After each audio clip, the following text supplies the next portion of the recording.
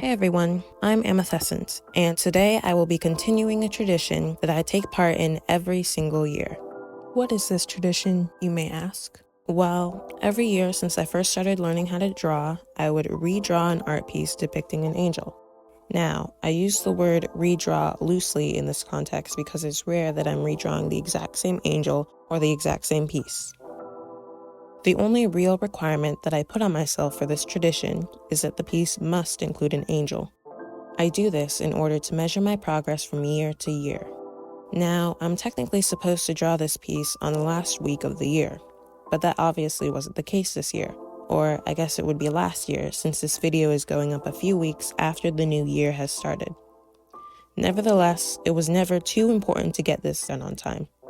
As long as it was done around the time it was supposed to be done and accurately represented the progress I made the previous year, then all would be well. So I'm not entirely sure how I came up with the pose and backgrounds. It just sort of came to me.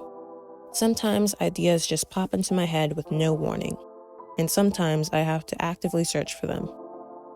Luckily, this time it was the former. The story of the piece is completely up to your imagination, so do with that what you will. I started out looking for a bunch of references and breaking them down, which is something I don't usually do for just one piece. But this project was important. I needed to make sure I went all out. Lately, I've been doing a whole lot of simpler, more anime-style art, but I knew that settling with just that wouldn't be enough for this piece. I decided on a semi-realistic style, which is not all that foreign to me as one might think. My original goal as an artist was to create breathtakingly beautiful semi-realistic art. But over the years, that desire changed a bit, along with my personal aspirations. I still love semi-realism, but a lot of my recent projects require a more simplistic style. You'll see me redraw certain parts quite a bit, like the body and the face. I just didn't really like it. There was always something just a little bit off about it, and I refused to settle for anything less than exactly what I wanted. I'm not usually so strict with my art, but this piece was meant to be my magnum opus of the year, as is with every other year. I wanted to be proud of the result, so I redrew the face, then I redrew the hair, then the body, then the clothes again. Yeah, I was struggling quite a bit with this one. My standards were pretty high, and I wanted to avoid creating an art piece that I wouldn't be satisfied with, as is the case with every other time I do this tradition. Next was the backgrounds. Backgrounds are not my strong suit, so I didn't have high hopes for how the background would look. Shockingly, I was able to surprise myself. The difficulty didn't come from how hard the process was, but the length and level of detail of it. The sky and trees were fairly easy as I had brushes that could help me with that. The water was a bit more complicated, but once I figured out a strategy, I was able to get it done pretty easily. The rocks and lily pads weren't difficult either, just tedious as I drew and shaded each one by hand. At this point in the drawing, I was nearly 16 hours in and still had a lot more to do. I was starting to get pretty frustrated, not only because of the length of the drawing, but also because it was nearly impossible for me to find the references I needed to move forward. Plus, Procreate was starting to lag. Nevertheless, I started working on shading the angel. Something you might see me do a lot in the speed paint is remove the line art. I do this so I can better see my progress when it comes to the realism aspect. Believe it or not, real life does not have a lot of line art, so I usually try to follow a general rule of thumb with my semi-realistic art that it should still look plausible even without the lines, even if it does look pretty creepy while in progress. After working on the face for a bit, I got bored and moved on to the hair, which I did much better on. With hair, it's all about drawing the right strokes. A human face is far more complicated. The shading I did for the hair wasn't the most realistic, but I still think it turned out pretty well. I then went to design the eyes, which is easily one of my favorite things to draw in a piece like this, and it definitely gave the piece the depth it really needed. At this point, I was finally ready to finish the skin, which was a million times easier than the face. I just shaded the arms and shoulders like they were cylinders or spheres. I can't exactly say the same about the hands though. Even though I looked up a reference and did the best that I could, it still didn't look the best. Next were the wings.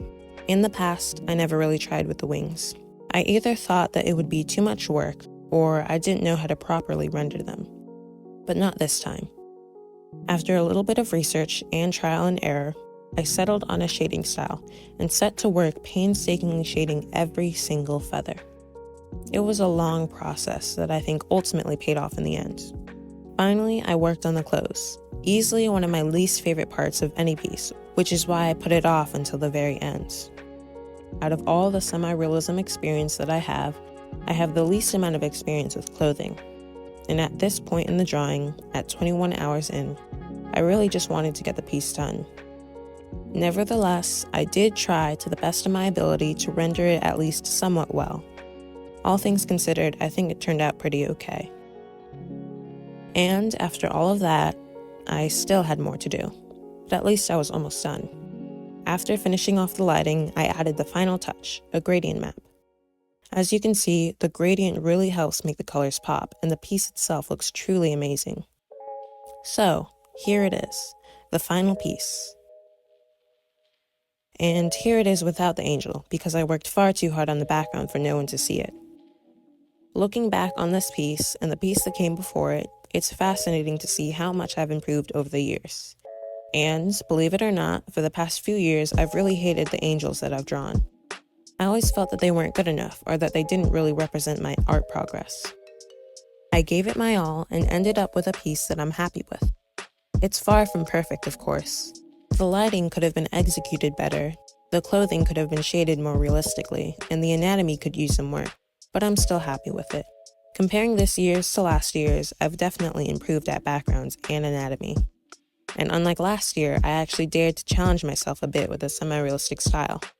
What I find very interesting is the fact that this current piece is surprisingly close to the one I drew 2 years ago in 2022.